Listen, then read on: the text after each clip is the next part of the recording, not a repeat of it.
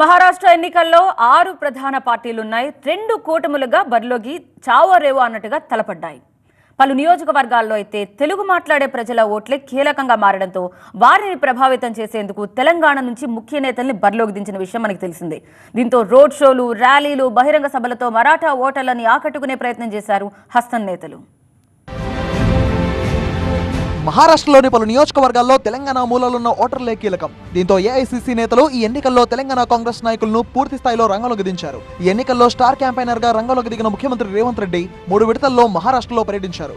ముంబైతో పాటు రాజురా, డిగ్రాస్, వార్దా, నయగావ్, భోకర్, షోలాపూర్ నియోజకవర్గాల్లో ఎన్నికల ప్రచారంలో పాల్గొన్నారు. తెలుగు ప్రజలు అత్యధికంగా ఉన్న ప్రాంతాల్లో రోడ్ షోలు, సభల్లో పాల్గొని కాంగ్రెస్ పార్టీ అభ్యర్థులను గెలిపించాలని కోరారు. తెలంగాణలో అమలు చేస్తున్న అభివృద్ధి సంక్షేమ కార్యక్రమాల్లో కిరణ్ కుమార్ గారు ఒక్క రూపాయి కూడా పెట్టుబడి లేకుండా యోగా బిజినెస్ చేస్తూ నెలకి 1,00,000 సంపాదిస్తున్నారు. మీరు వారి నుండి ఈ బిజినెస్ గురించి నేర్చుకోవాలా? ఫ్రీడమ్ యాప్ ని డౌన్లోడ్ చేసుకోండి.